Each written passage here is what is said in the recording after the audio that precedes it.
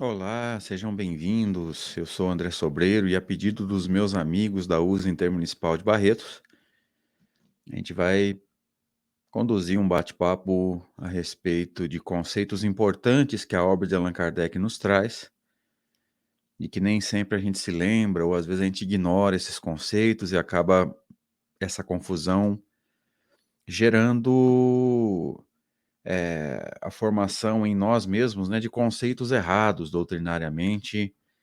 E o nosso objetivo é colaborar para o esclarecimento daqueles que gostam de entender a doutrina espírita do jeito que Allan Kardec nos deixou. Então, nossa gratidão aos amigos da USA Intermunicipal de Barretos, inclusive por terem permitido que, depois da exposição na doutrinária da USE, esse vídeo seja postado e veiculado no nosso canal também.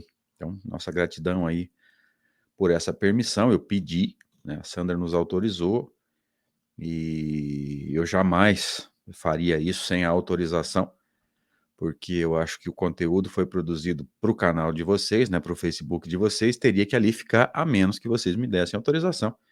Então fica a minha gratidão aos amigos de Barretos por permitirem que a gente veicule esse conteúdo no nosso canal também, depois da exposição de vocês. Peço permissão, então, para conversarmos um pouquinho a respeito de alma, perispírito e espírito. Vamos envolver um pouquinho de fluidos também, mas para a gente explicar mais detalhadamente o que é o fluido, eu vou ter que me estruturar um pouquinho mais, mas a gente vai tocar nesse assunto, sim, na noite de hoje. Então, a gente gostaria de começar, né, de ter como ponto de partida essa colocação de Allan Kardec no livro que é o Espiritismo, no segundo capítulo, Noções Elementares de Espiritismo, lembrando os amigos, evidentemente aqui não é novidade para ninguém, mas lembrando os amigos que a primeira parte, ou o primeiro capítulo dessa obra que eu estou citando aqui, é formada por 3 diálogos, creio eu, com personagens fictícios, criados por Allan Kardec, porque cada personagem ali sintetiza todas as dúvidas, ou pelo menos as dúvidas que chegavam para Allan Kardec, com relação a um grupo. Eu acho que aquele sacerdote católico sintetizava em si a dúvida dos católicos. Por isso que eu tenho a impressão, aliás, para mim, eu tenho certeza, né? Mas deixo em aberto para os amigos pensarem também, que esses personagens são fictícios. Então, o católico sintetizava em si a dúvida de todos os católicos. O cético sintetizava em si todas as dúvidas que os céticos enviavam por correspondência para Allan Kardec. Então, essa é a nossa impressão. E é por isso que eu defendo essa ideia, mas deixo em aberto, para que os amigos possam pensar conosco aí. Então, no segundo capítulo, né, Noções Elementares de Espiritismo, especificamente no item 14, Allan Kardec nos diz assim, depois do seu texto, ele coloca uma observação que diz assim, a alma é, assim, um ser simples, o espírito um ser duplo e o homem um ser triplo. E ele prossegue nos dizendo que seria mais exato reservar a palavra alma para designar o princípio inteligente e o termo espírito, atentem aqui para o E maiúsculo, para o ser semimaterial formado desse princípio do corpo fluídico, que é exatamente o corpo fluídico que dá essa conotação semimaterial para o espírito. Então, existe uma parte que é absolutamente imaterial, que é a alma, embora no Livro dos Espíritos nos seja explicado que imaterial não é um termo adequado, porque não dá a ideia exata, né? Porque ele é alguma coisa, essa alma, né? Ela é alguma coisa, mas não é matéria do jeito que nós a conhecemos, e aliás, nem é matéria do jeito que nós desconhecemos, que de fluido a gente sabe muito pouco. E o que dá essa conotação de semimaterial é exatamente esse envoltório fluídico. Vocês vão ver comigo agora que ele usa o termo fluídico, né? Ele vai usar até a analogia do corpo fluídico, que dá muita confusão no nosso movimento, porque por ser chamado de corpo espiritual ou corpo fluídico, as pessoas acham que ele tem todas as funções do corpo físico, e não é assim que funciona, a gente já entendendo O Livro dos Espíritos, entendendo alguns trechos do Evangelho segundo o Espiritismo, o Livro dos Médiuns, mas principalmente o capítulo 14 da Gênesis, a gente já sabe que não é a função do perispírito fazer o que o corpo faz. Então, chamar de corpo, evidentemente, é uma analogia que não reflete exatamente a função do perispírito. Mas Kardec trabalhou com o termo corpo fluídico. Então, veja que entendimento de fluido é muito importante para a gente entender a função do perispírito intermediando o ser inteligente, a relação entre o ser inteligente, que é a alma, e a matéria. E se você, meu querido amigo, minha querida amiga, que ouve essa palestra, veiculada pelos amigos da USA Intermunicipal de Barretos, ou no nosso canal, posteriormente, pensou nessa intermediação como uma combinação fluídica entre um espírito encarnado e um desencarnado na chamada relação mediúnica, você está entendendo de forma limitada. Porque se não houvesse esse intermediário, a alma não conseguiria agir sobre o próprio corpo durante a encarnação. Então, se eu estou encarnado, estou comandando o meu corpo, estou transmitindo no plano físico as minhas vontades através do meu corpo, isso acontece por causa desse corpo fluídico que Kardec dá o nome de perispírito. Então, não é só na relação mediúnica. A própria relação do espírito com o seu corpo durante a encarnação, ela é intermediada pelo perispírito também. Olha que interessante a gente ir entendendo esses princípios, né? Sem o perispírito eu não estaria comandando meu corpo agora, porque a alma pensa, mas só consegue agir sobre matéria através desse fluido que é conhecido, Kardec deu o nome de perispírito.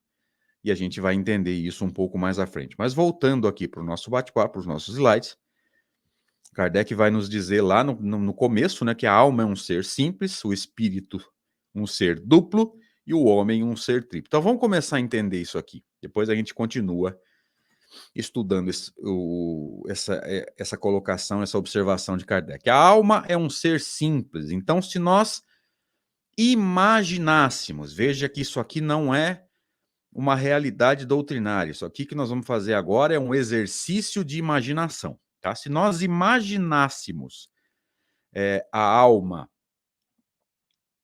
ou o ser pensante, que eu estou simbolizando aqui como esse círculo amarelo, sem o seu perispírito, apenas o ser pensante, o princípio inteligente do universo, porque esse ser pensante ele é definido e discutido por Allan Kardec na primeira parte, ou no primeiro livro, livro 1 de O Livro dos Espíritos. Ali ele vai chamar de alma ou espírito, com E minúsculo, esse ser inteligente, num exercício de imaginação, imaginando ele sem o seu envoltório fluídico. Então, se nós pensássemos nesse ser pensante sem o seu corpo fluídico, sem o seu corpo perispiritual, ele teria o nome de alma. Então vamos entender isso de acordo com algumas colocações de Allan Kardec. A primeira delas, em O Livro dos Espíritos, Kardec vai dizer que são, se quiserdes, né, evidentemente referindo-se a essa alma, uma chama, um clarão ou uma centelha etérea. Quando ele nos diz que eles são uma chama, um clarão, uma centelha etérea, você percebe nitidamente, como eu também estou percebendo, que ele está se referindo ao ser pensante sem o seu perispírito, porque tendo o perispírito, ele já não seria um clarão, uma chama, uma centelha etérea, ele teria a forma humana, teria a aparência humana. Então, evidentemente, aqui ele está se referindo ao ser pensante, embora mais à frente ele vai recomendar, ele vai nos sugerir, ele vai nos dizer que, como não se pode trabalhar com a hipótese, né? Nós estamos fazendo só um exercício de imaginação, mas você não pode trabalhar com a hipótese de uma alma sem perispírito, de um perispírito sem alma. Eles são absolutamente inseparáveis. E depois a gente vai entender o porquê. Tá? Então, usa-se a palavra alma e a palavra espírito como sinônimas, mas vocês viram no slide anterior que seria mais correto designar o ser pensante pelo termo alma. E ao compará-los, a alma, né? Ao comparar essa alma com uma chama, um clarão, uma centelha etérea, a gente sabe, já entendeu, que ele está se referindo a essa alma, porque se estivesse falando do espírito, já teria a forma humana, né? Porque é a imagem que a alma ou o espírito tem de si mesmo. Então, são, se nós quisermos, uma chama, um clarão, uma centelha etérea. Quando perguntado sobre a cor, eles disseram que para vós, ou seja, para nós encarnados, essa cor varia do opaco, ou seja, mais apagado, ao brilho do rubi, conforme o espírito seja mais ou menos puro. Evidentemente, quanto mais puro, mais brilhante, uma cor mais viva. Essa opacidade refere-se muito tranquilamente, a gente consegue entender, aos espíritos menos evoluídos, cujo perispírito é formado por fluidos mais grosseiros, até porque ele não consegue, nós espíritos imperfeitos não temos um controle exato do nosso pensamento, que é o que atrai esses fluidos para nós. A gente vai ver isso com riqueza de detalhes um pouco mais à frente. Então, evidentemente, se nós não temos controle absoluto sobre o nosso pensamento, não vai ser difícil para a gente entender que a gente vai precisar melhorar muito o nosso controle do pensamento para que a gente possa ter mais controle sobre o nosso perispírito. Eu tô ajustando o chroma key aqui, vocês não se assustem, por favor. Para a gente poder ter mais controle sobre o nosso pensamento e dar a esse corpo, né, uma característica um pouco mais sofisticada, um pouco mais correta, um pouco mais agradável. Porque esse perispírito ele reflete, na verdade, né, ele tem como aparência a imagem que o espírito ou alma tem de si mesmo. Mas voltando para os slides aqui, essa luminosidade, essa cor, ela vai variar conforme o grau de pureza que cada um de nós atingiu. Kardec vai dizer depois, como nós vimos lá atrás, que o espírito é um ser duplo, ou seja, quando eu concebo, quando eu penso nesse ser pensante que vocês estão vendo na tela, envolto pelo seu corpo fluídico, que Allan Kardec deu o nome de perispírito, aí eu já estou me referindo ao espírito. Então veja, a alma é um ser simples, é uma estrutura só. O perispírito, quando ele passa a ser considerado no processo, nós passamos a chamar essa alma de espírito com E maiúsculo e pensamos num ser duplo. O que significa duplo aqui? Duas estruturas. O ser pensante envolto por esse corpo fluídico, por esse corpo espiritual, e aí você pode chamar como você quiser.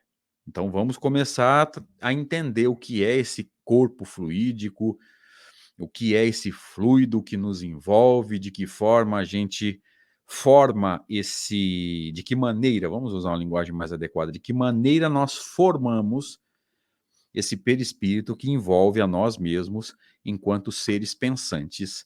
E mesmo nós encarnados, temos esse perispírito, inclusive intermediando a nossa relação com o corpo físico. E ao desencarnar, você sabe, eu também sei, isso aqui não tem novidade nenhuma, nós deixamos o corpo físico, mas conduzimos, carregamos conosco esse, desculpem, esse perispírito, esse corpo fluídico. Permita a Deus, né, que a gente tenha feito durante a encarnação um processo de melhoramento. Portanto, ao deixar o corpo físico em definitivo, não pela emancipação da alma, mas pelo desligamento definitivo, pela desencarnação, pela morte física, que a gente consiga sair da encarnação melhor que quando chegou e, por consequência direta, com um perispírito melhor, com fluidos melhores, envolvendo a nós mesmos. E daqui a pouco a gente vai ver, segundo o capítulo 14 da Gênese, como é que isso funciona. Mas vamos voltando para o slide aqui para a gente entender. Kardec pergunta, na questão 93, um pouco antes da escala espírita, se o espírito propriamente dito está descoberto ou como pretendem alguns, ou alguns pretendem, encontra-se envolto numa substância qualquer. E aqui eu fiz questão de grifar, gente, o grifo é nosso, tá? Não confundam isso, não procurem isso em O Livro dos Espíritos. quando Kardec diz como alguns o pretendem, ele dá a entender que ele estudava a literatura espiritualista da época, inclusive possíveis revelações tinham sido feitas já falando desse envoltório. Então, quando ele nos traz essa informação aqui, ó, o espírito propriamente dito está descoberto, ou como alguns o pretendem, portanto, ele lia os textos, né, a bibliografia espiritualista, e possivelmente a gente pode aí trabalhar com a hipótese de que algumas revelações já haviam sido feitas, enviadas a ele, porque a gente sabe que as revelações vinham para ele de todas as regiões, muitos países, inclusive, né? Ele vai dizer no Controle Universal do Ensino dos Espíritos que ele recebeu comunicações de mais de 1.000 centros espíritas. Gente, isso quer dizer dezenas, talvez centenas de cidades em mais de um país, e muitos deles são citados no Evangelho segundo o Espiritismo, na segunda parte de cada capítulo, que Kardec chamou de Instruções dos Espíritos. Vale essa pesquisa, para aqueles que se interessarem, evidentemente, de fazer um levantamento de quantas cidades são citadas ali, evidentemente, você vai levantar a cidade, você vai levantar o país também, né? Quantas cidades são citadas aí, para a gente ter uma noção, não é um número exato, mas para a gente ter uma noção de quantas cidades tinham grupos espíritas trabalhando e recebendo comunicações através dos médiuns, e essas comunicações sendo remetidas a Allan Kardec. Então, quando ele nos diz como alguns o pretendem, é porque ele buscava as bibliografias espiritualistas, e aí talvez a gente possa dizer que algumas revelações já haviam sido feitas, levantando a hipótese de que esse ser pensante tinha alguma forma de envoltório, encontra-se envolto numa substância qualquer. E os espíritos respondem que o espírito é envolvido por uma substância vaporosa para ti, ou seja, para nós encarnados, vaporosa, só para complementar. Em estado normal, invisível aos nossos olhos. Se ele se fez visível aos nossos olhos, é porque ele está num estado alterado, que é a chamada aparição. E aí você pode pensar assim, mas André, se ele é invisível em estado normal, como é que o médium vidente vê? O médium vidente não vê com os olhos. O médium vidente vê com a alma, ou seja, há um estado de emancipação. O médium vidente, ao ver, ele está vencendo as barreiras do corpo, ele está ligeiramente afastado do corpo, talvez muito afastado, enfim, aí vai depender de situação para situação, e ele está vendo com os olhos da alma. Mas mesmo assim, isso aqui é uma pesquisa nossa, né? Porque nós estudamos a Revista Espírita nas noites de sábado, e eu sempre desconfiei isso. Falei, gente, por que alguns médiuns vêm de um jeito, outro, videntes, né? Vêm de um jeito, outros vêm de outro. Um médium olha aqui, vê um espírito, o outro olha, vê vários. Por que isso acontece? Se eu estou fora do corpo, né? Se o médium vidente está na chamada crise ou no transe da chamada dupla vista, depois eu posso explicar essa dupla vista ou segunda vista, né? Se der tempo. Por que o médium vê um espírito, o outro vê aquele mais alguns? O que acontece aí? O fato de estar fora do corpo não me daria a entender que eu conseguiria ver todo o ambiente espiritual? Kardec discute isso num texto da Revista Espírita sobre um médium vidente chamado Adrian. E o que ele vai dizer? Que a maioria dos médiuns videntes vê apenas o espírito que foi evocado, ou lembrando que Allan Kardec trabalhava com as evocações, né? Nós é que temos essa tendência de, ao trabalhar mediunicamente, deixamos pela espontaneidade, ou seja, manifesta-se quem tiver permissão, entre aspas, né? Eu não sei se é assim que realmente funciona, mas quando a porta está aberta, qualquer um se manifesta. Então, o Adrian, ao invés dele ver apenas o espírito que estava sendo evocado, ele via todo o ambiente espiritual, ele via muitos espíritos. O que me levou a entender que, mesmo estando fora do corpo, se não houver combinação fluídica, não há evidência. E eu demorei bastante para entender isso. E deixo para vocês aí, amigos de Barretos e os amigos que vierem a acompanhar esse bate-papo, quando ele for postado no nosso canal, deixo a sugestão para que você estude em dezembro de 58 e em janeiro de 59 dois textos, né, um complementando o outro, falando sobre um médium vidente chamado Adrian. Então procura lá em dezembro de 58, janeiro de 59, porque esse texto é maravilhoso, ele traz detalhes sobre a dupla vista. E eu tinha me comprometido a falar sobre a dupla vista, vamos passar por isso bem rapidamente para a gente não fugir do objetivo do nosso bate-papo. Por que dupla vista? Quando acontece a chamada crise, que Kardec em determinados momentos vai chamar de transe, você sabe, eu também sei, segundo o Livro dos Espíritos, que os laços que prendem a alma ou o espírito ao corpo se afrouxam e o espírito goza, aproveita de certa liberdade. Então vamos entender isso. Quando a gente começa a sair do corpo, vai depender do grau de consciência do corpo o que vai acontecer. Se o corpo não perde a consciência, acontece o fenômeno de dupla vista ou segunda vista. Por que duas vistas? Primeiro, como a alma ou o espírito está ligeiramente fora do corpo, ele começa a ver o plano espiritual e os espíritos com quem o fluido dele se combinou. Uma vista. A vista espiritual, que como você sabe, eu também sei, não tem novidade nenhuma aqui, não se dá pelos olhos, né? A alma não tem olhos, segundo a questão 257 do Livro dos Espíritos. Mas como o corpo ainda não perdeu totalmente a consciência, ou seja, o corpo ainda está acordado, embora esteja em transe, lembra, o transe é um estado alterado de consciência, o corpo ainda vê o plano físico, duas vistas. O espírito vê o plano espiritual, o corpo ainda está vendo o plano físico. Quando Kardec vai trabalhar a dupla vista no Livro dos Médiuns, ele vai chamar de vidência. Se você está com dificuldade para entender isso, vá ao livro Instruções Práticas sobre as Manifestações Espíritas, que talvez você saiba, muitos de nós sabemos. É o livro que deu origem ao Livro dos Médiuns. Ali tem um vocabulário espírita, que é uma série de verbetes onde Kardec dá as definições dele e ele vai dizer que dupla vista e evidência são a mesma coisa. Então, a dupla vista é a capacidade da alma de se desprender do corpo e começar a enxergar o plano espiritual. Ver todos os espíritos só se ele tiver uma flexibilidade fluídica imensa, que é o caso do Adrian, que eu citei agora há pouco. Repito, vale a pena estudar esse texto. Dezembro de 58, janeiro de 59. A maioria não vê todo o ambiente, não tem tanta flexibilidade fluídica assim.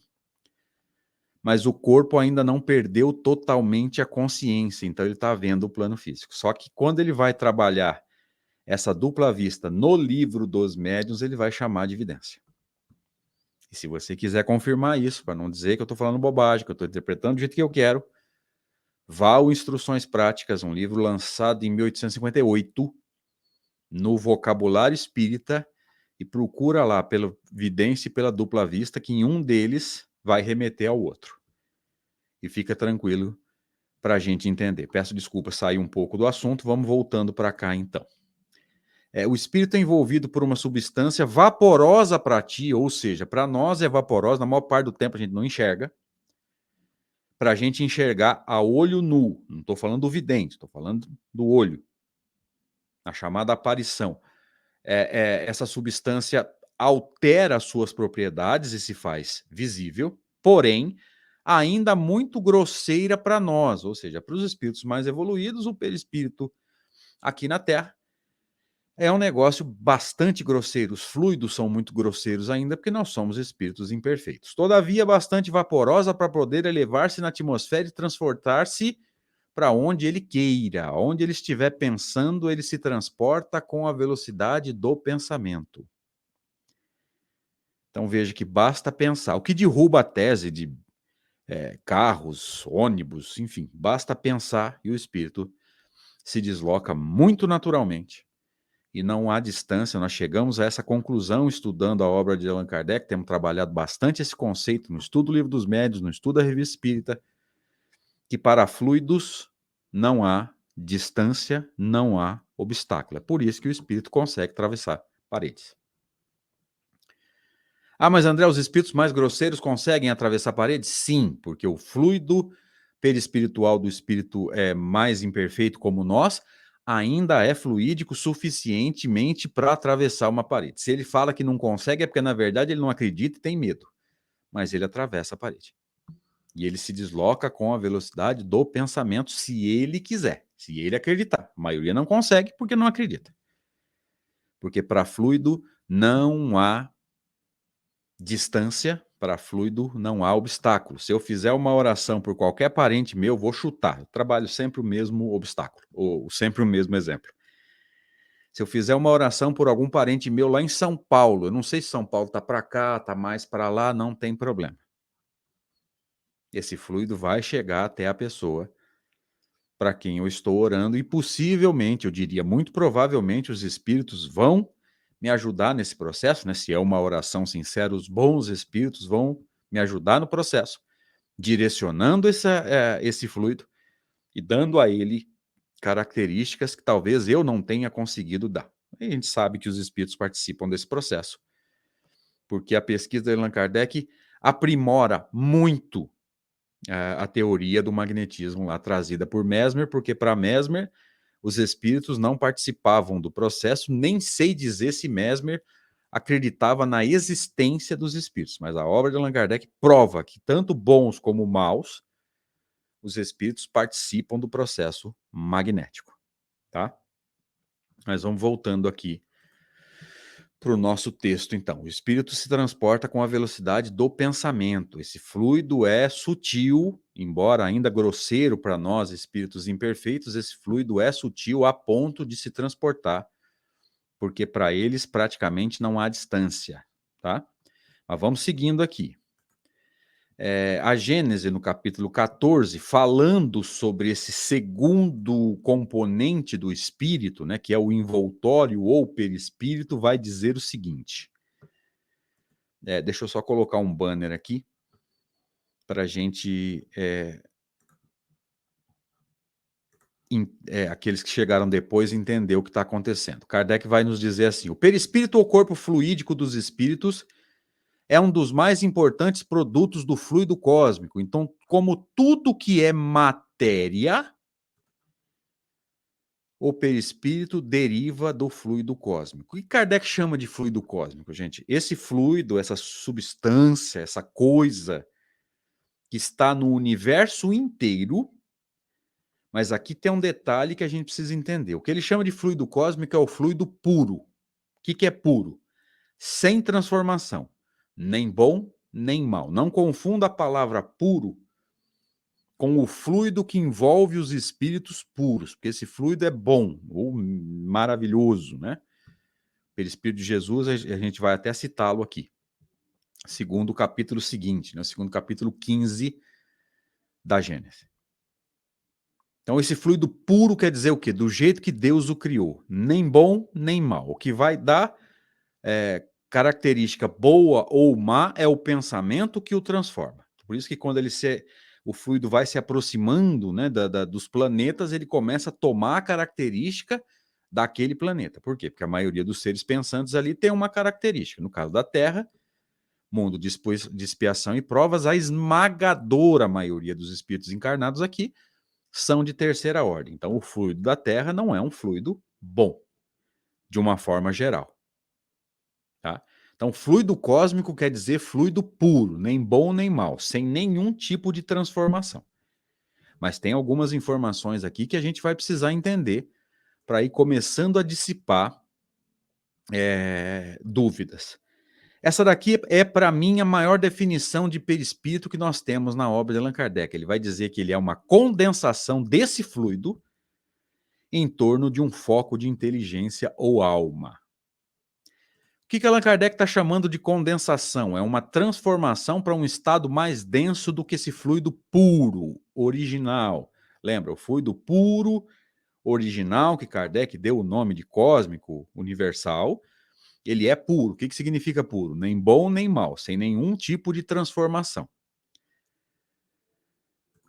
E nós atraímos para nós fluidos compatíveis com a nossa evolução, ou seja, de acordo com o que eu penso, eu atraio esse fluido para mim. Se nesse momento eu estiver pensando em coisas boas, me sentindo bem, estiver feliz, eu atraio um tipo de fluido. Se daqui a 5 minutos, ou até menos, daqui a 1 minuto, alguma coisa acontecer e eu me irritar, das duas uma, ou eu transformo um fluido que era ótimo num fluido menos bom, ou eu vou repelir o fluido bom e atrair um fluido menos bom. Isso não ficou claro, pelo menos para mim, e para todos os amigos que estudam Kardec aí com quem eu... Todos não, mas a maioria dos amigos que estudam Kardec aí com quem eu converso, nenhum deles soube me tirar essa dúvida. Se a gente transforma o fluido ou se a gente repele um fluido e atrai outro quando muda de humor. Mas isso não é importante. Importante é a gente entender que condensação aqui é uma transformação para um estado mais denso, ou seja, já não é o fluido que eu atraio para mim, já não é mais o fluido puro, é um fluido transformado adequado ao que eu estiver pensando. Então, olha o que a gente vai entendendo. Ó. Aqui eu quero pedir desculpa, gente. Não é capítulo 14, é capítulo 15, tá? Eu tinha que ter alterado aqui, mas esqueci.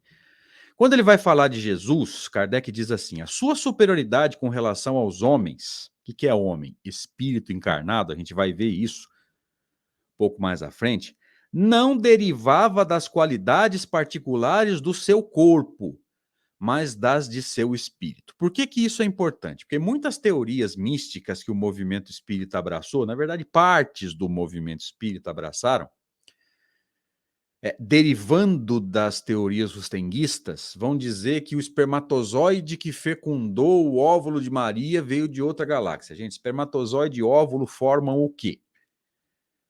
Corpo. Precisa de um espermatozoide vir de outra galáxia? Não, porque o que diferenciava Jesus de nós não era o corpo.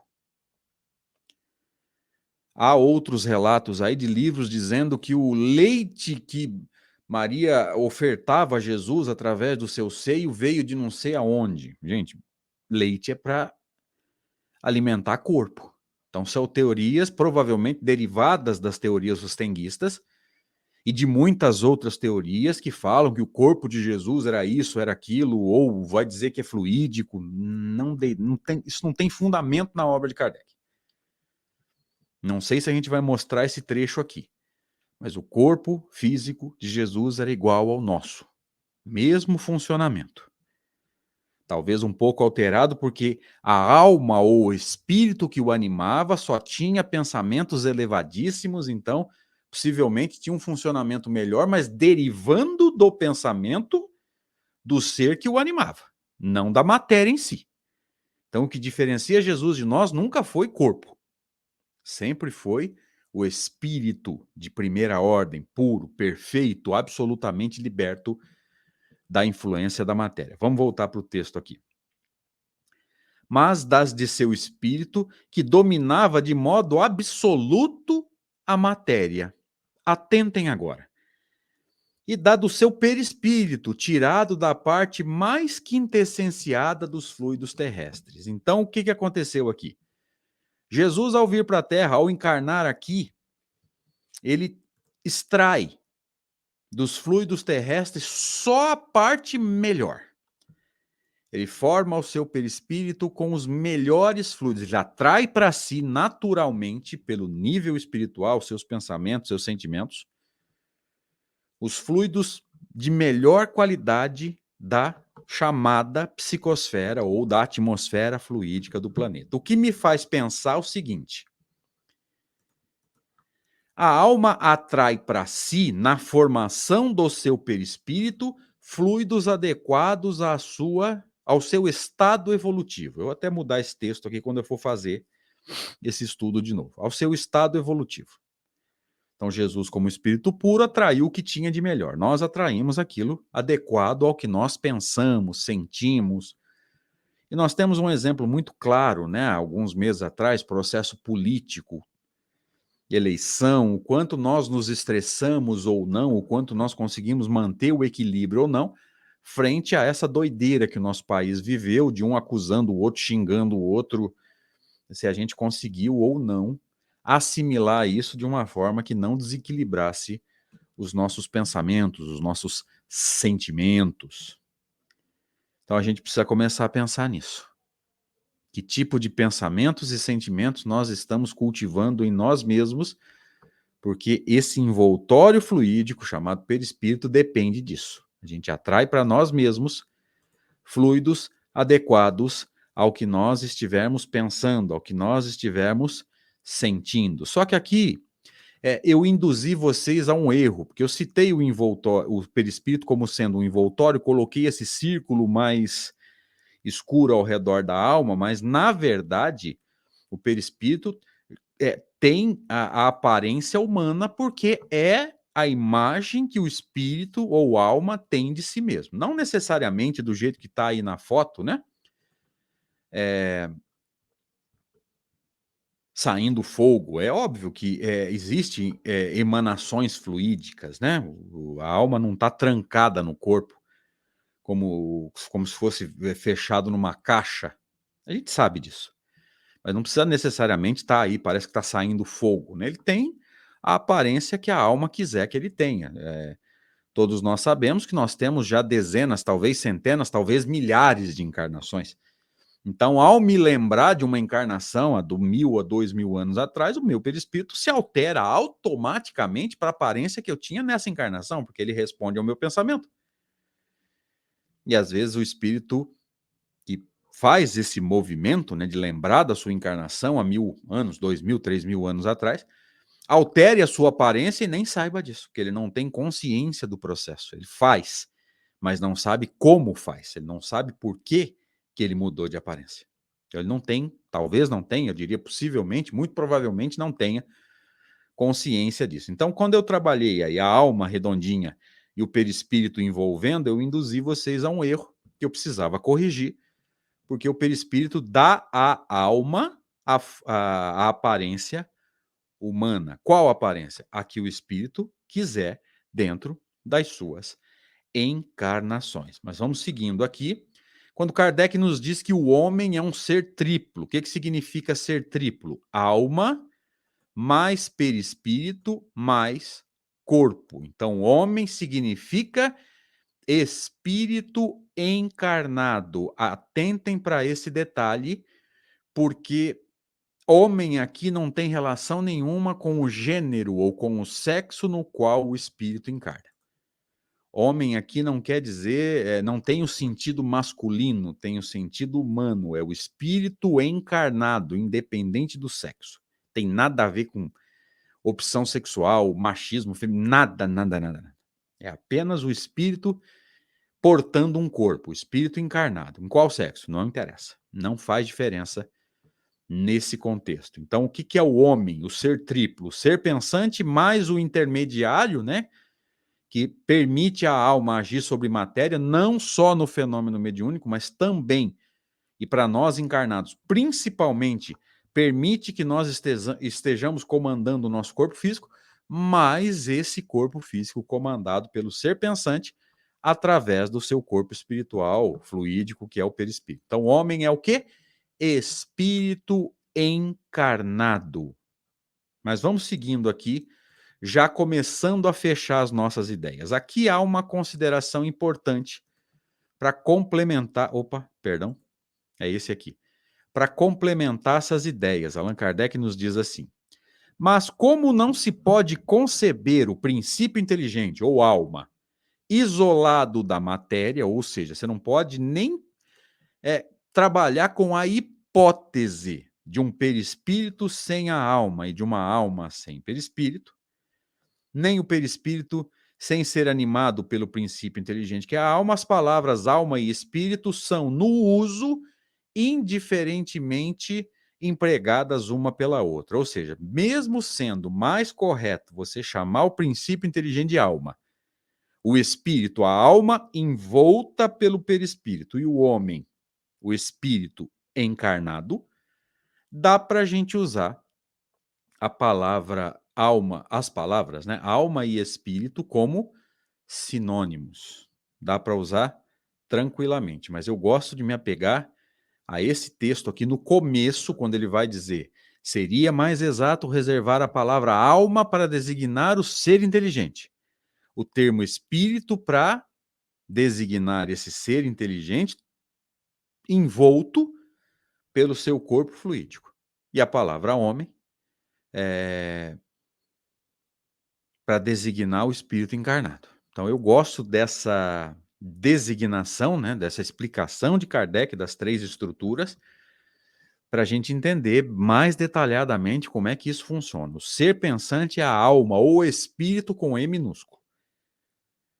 O ser pensante envolto pelo seu perispírito, espírito com E maiúsculo. Homem é o quê? Alma mais perispírito mais corpo. Mas tem um outro detalhe aqui que eu gostaria de trabalhar com vocês, já fechando as nossas ideias. A alma atrai para si, como nós vimos, fluidos adequados à sua evolução para a formação do seu perispírito. Então, o que eu estiver pensando nesse momento atrai para mim fluidos adequados a esses pensamentos. Por que eu estou falando em evolução? Porque, evidentemente, quanto mais evoluído o espírito, mais puros os seus pensamentos. Vamos nos lembrar da escala espírita, no item 107, descrição dos espíritos segundo a ordem, né? A descrição da ordem, não das classes.